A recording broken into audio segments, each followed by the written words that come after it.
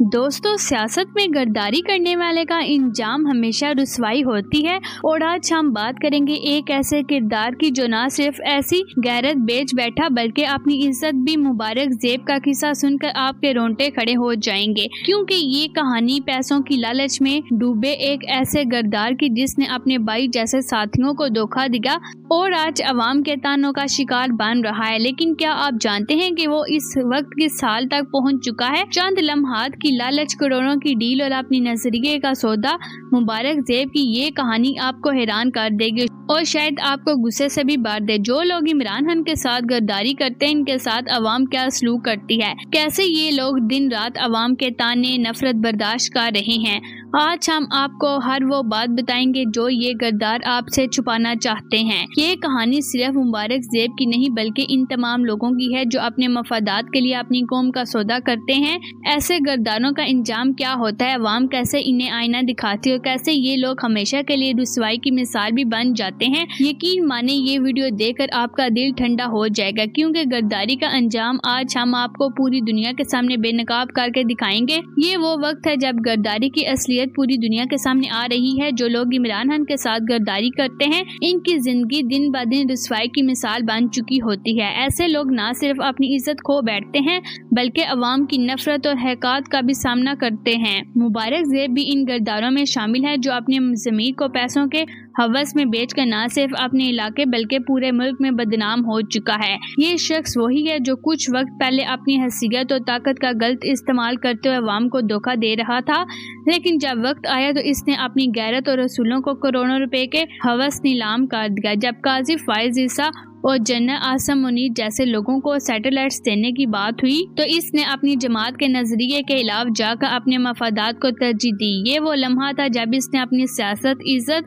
और अवामी इत्मीनान को मुकम्मल तौर पर बर्बाद कर दिया। मुबारक से जब अपने इलाके वापस आया तो अवाम ने इसे अपनी नफरत से बर्पा कर दिया कि अब वो इनकी नज़र में कोई इंसान नहीं रहा। एक अवामी ग्राउंड में इसकी बेइज्जती इस बात का सबूत है कि अवाम गद्दारों को कभी माफ़ नहीं करती। लोग इसके पीछे नारे लगा रहे थे और वो अपनी बेबसी और शर्मिंदगी छुपाने की नाकाम कोशिश कर रहा था। ये उसका अंजाम है जो अपनी कौम और नजरिए के साथ धोखा करता है। ऐसे लोग किसी भी माशरे के लिए जहर की मांद हैं। ये वो लोग हैं जो अपने ज़ाती मफादात के लिए अपनी इज्जत, कौम और नजरिए को बेचने से ग्रेस नहीं करते। इनका किरदार न सिर्फ कमज़ोर बल्कि बुज़दिल होता है। मुबारक ज़ेब जैसे अफराद के लिए इज्जत, असूल और वफादारी सिर्फ अल्फाज है, जिन्होंने पैसे के लिए पामाल करने में ज़रा भी हिचकिचाहट महसूस नहीं की।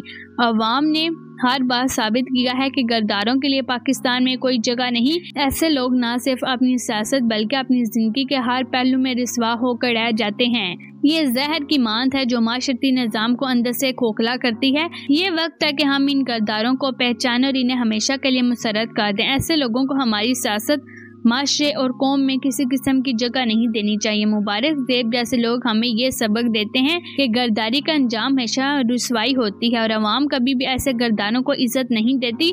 न से ये शख्स वाकई एक बेगैरत और बुज़दिल इंसान है जिसने अपने वफादात के लिए अपनी गैरत और इज्जत का सौदा कर दिया। ये वो लोग हैं जो सिर्फ पैसे के लिए अपने असूलों और रिश्तों और वफादारियों को भी कुर्बान कर देते हैं। मुबारक ज़ेब जैसे लोग अपनी इंतहा और मफादात परस्ती से न सिर्फ अपने करीबी साथियों बल्कि अपनी कौम के साथ भी गद्दारी करते हैं। ये वो किरदार है जिन्हें इज्जत, वफादारी और असूलों का पास नहीं होता। अपनी ज़ात को बेचने के लिए ये हर हद तक गिर चुका है।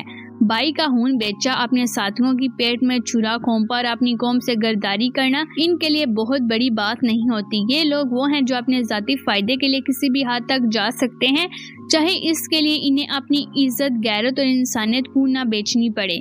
ये लोग ताकत के हाथों ब्लैकमेल होकर अपनी इज्जत और वफादारी को बेच देते हैं और फिर दुनिया के सामने खुद को मासूम जाहिर करने की कोशिश करते हैं।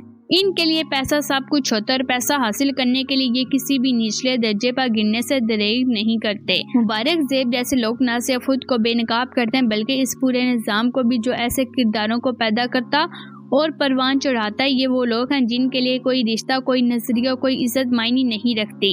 ان کا مقصد صرف اپنے مفادات کو تکمیل کرنا ہوتا ہے، چاہے اس کے لیے انہیں اپنی غیرت اور عزت ہی کیوں نہ داؤ پر لگانی پڑے۔ ایسے لوگوں کی حرکتیں ہمارے معاشرے کے لیے زہر کی مانند ہیں۔ یہ ہمیں یہ سکھاتے ہیں کہ غیرت، وفاداری اور عزت کو کسی قیمت پر بیچا جا سکتا ہے، اور یہ سوچ ہمارے معاشرے کو اخلاقی طور پر کھوکھلا کر رہی ہے۔ ہمیں بطور قوم ان لوگوں کو پہچاننا اور ان کا احتساب کرنا ہوگا جو اپنے ذاتی مفادات کے لیے اپنی قوم اور اپنے ساتھیوں کے ساتھ غداری کرتے ہیں۔ یہ وقت ہے کہ ہم ایسے کردار کو مسرت کریں اور ان کے خلاف کھڑے ہوں تاکہ ہماری سیاست اور معاشرہ ان کی طرح کی بے غیرت اور بزدل لوگوں سے پاک ہو جائے۔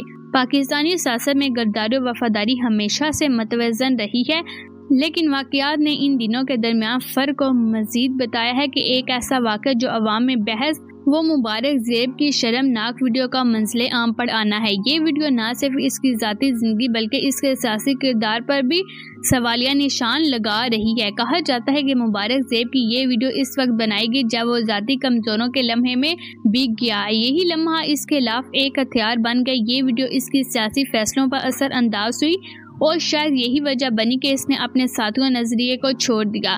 لیکن یہاں سوال یہ پیدا ہوتا ہے کہ کیا ذاتی زندگی کی حامیوں کو سیاسی ہتھیار بنانا درست ہے؟ کیا سیاست میں اہلکار کی کوئی جگہ باقی رہ گئی ہے؟ یہ پہلا واقعہ نہیں جب کسی سیاستدانوں کے ساتھ زندگی کو عوامی سطح پر اچھا لگا ہو۔ ایسے ویڈیوز اور دیگر مواد کہیں بار طاقت کے مرکز کی جانب سے سیاسی دباؤ کے لیے استعمال کیا گیا ہے۔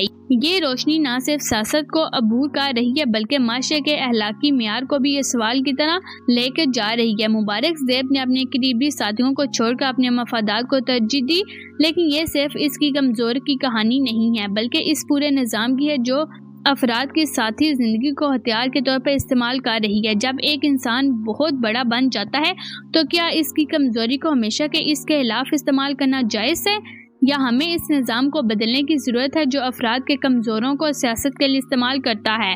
یہ حقیقت ہے کہ سیاست میں نظریات کی جگہ ساتھی حملوں نے لے لی ہے۔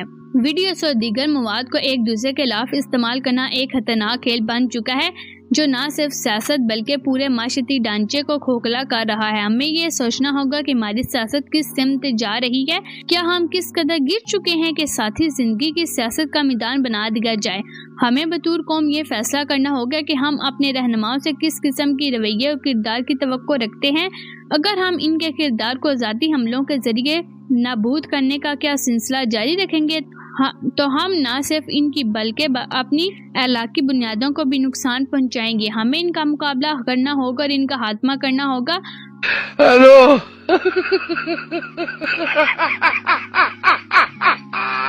تو ناظرین، آپ کیا رائے رکھتے ہیں؟ نیچے کمنٹس باکس میں اپنی قیمتی رائے کا احساس ضرور دے دیجیے گا۔ اگر آپ لوگوں نے ابھی تک PK نیوز HD چینل کو سبسکرائب نہیں کیا تو سبسکرائب کا بٹن بھی دبا دیجیے۔ ملتے ہیں نیکسٹ ویڈیو میں، تب تک میں آپ لوگوں سے اجازت چاہتی ہوں، اور میری ویڈیو کو لاسٹ تک واچ کرنے کے لیے میں آپ کی بہت شکر گزار ہوں۔ اللہ حافظ۔